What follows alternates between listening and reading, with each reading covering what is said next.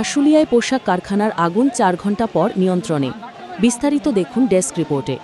সাভারের একটি পোশাক কারখানায় অগ্নিকাণ্ডের ঘটনায় ফায়ার সার্ভিসের 9 ইউনিটের 4 ঘণ্টা চেষ্টায় আগুন নির্বাপন করেছে ফায়ার সার্ভিস। শেষ খবর পাওয়া পর্যন্ত এ ঘটনায় কোনো হতাহতের খবর পাওয়া যায়নি। সোমবার দুপুর 12টা 15 মিনিটের দিকে টঙ্গী আশুলিয়া ইপিজেড সড়কের জামগড়া সংলগ্ন এলাকায় আয়েশা ক্লোদিং লিমিটেড কারখানায় এ অগ্নিকাণ্ডের ঘটনা ঘটে। এই ঘটনায় ফায়ার সার্ভিস ও সেনাবাহিনীর নিরলস প্রচেষ্টায় বিকেল 4টের দিকে আগুন নির্বাপন সম্পন্ন হয়।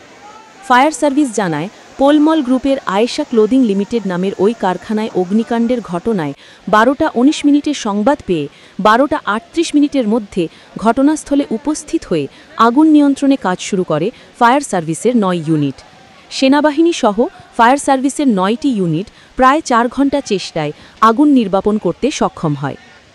আমাদের কাছে 12টা 10-এ প্রথম ইপিজেড ফায়ার স্টেশনে সংবাদ আসে যে পলমল গ্রুপের জামগড়া আয়েশা ক্লোদিং এ আগুন লাগছে। সাথে সাথে আমরা আমাদের ইপিজেডের 3টা ইউনিট মুভ করে, সাথে আমি মুভ করি 4টা।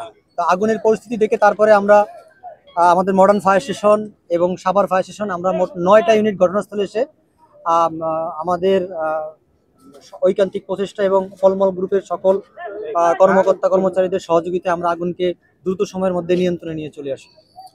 প্রথম কথা হলো, আগুনে কোনো লোক আমাদের হতাহত নাই, সবাই সুস্থ আছেন, নিরাপদে আছেন। আর হলো গিয়ে আমাদের আগুন এখন সম্পূর্ণ নির্বাপন, কোনো অসুবিধা নেই। ক্ষয়ক্ষতির পরিমাণটা তদন্ত সাপেক্ষে। এটা কি গোডাউন ছিল বা কি ধরনের মাল? এটা একটা গোডাউন ছিল, এটা এখানে ফিনিশ গুড ছিল, ব্যাপক পরিমাণ ফিনিশ গুড ছিল। আগুন নির্বাপন এখন 4টা 27-এ আগুনের নির্বাপন, আর নিয়ন্ত্রণ দিচ্ছি আমরা 3টার দিকে।